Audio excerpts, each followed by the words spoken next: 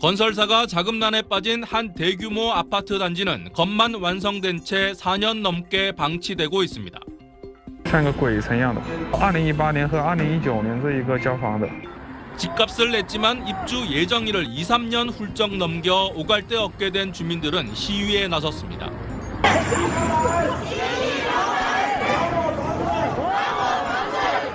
베이징 도심 한가운데 있는 이 건물도 벌써 공사가 2년 넘게 중단된 상태입니다.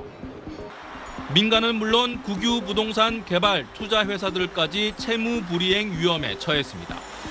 대표적 부동산 신탁 회사인 중룽국제의 연체 규모도 알려진 것보다 심각하다는 분석도 나왔습니다.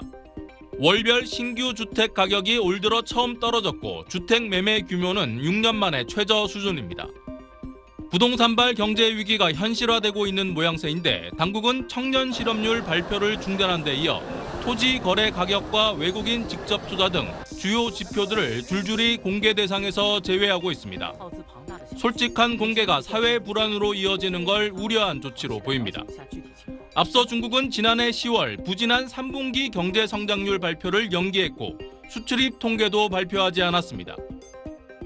중국 인민은행은 어제 전격 금리 인하에 이어 오늘은 51조 원 규모의 현금을 투입해 유동성을 공급하겠다고 밝혔습니다.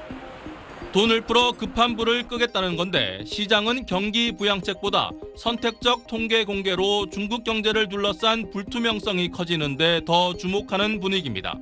베이징에서 SBS 정영태입니다. 장 시작부터 원달러 환율은 1341원까지 올랐습니다.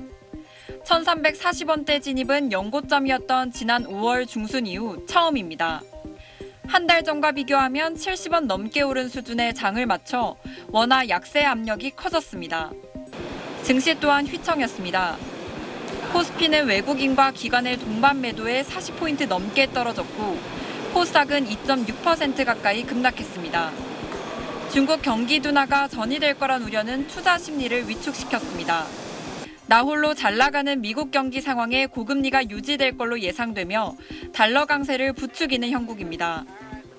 중국 리스크가 커질수록 안전자산인 달러에 더 돈이 몰리는 현상으로 1,300원대 고환율은 지속될 전망입니다. 지금 약간 올라가는 추세이기 때문에 그때 환율을 결제를 하면 더 손해를 보고 현금 주고 사오는 게 괜찮은 것 같긴 해서 그렇게 하고 있어요. 고환율은 통상 수출 기업에 유리하다지만 최대 소비시장 중국 내수 부진의 수출 물량 자체가 감소해 하반기 무역 수지 흑자 기조 유지는 불투명합니다. 전문가들은 중국 경기 침체에 따른 수출 악화란 직접적 영향 외에 자칫 국내 부채 위험을 자극할 수 있다는 점도 우려하고 있습니다. 국내도 최근에 부채 리스크 자체, 가계부채 증가, 우리나라도 사실은 중국 리스크, 부채 리스크에 상당히 노출됐다라는 것이 이제 원화의 약세 압력으로 좀 작용하는 거죠. 부진한 수출을 살리기 위해 정부는 23조 원 규모의 수출 금융 종합 지원 방안을 내놨는데 실물 위기가 금융 부실로 이어지지 않도록 철저한 관리 감독이 필요합니다.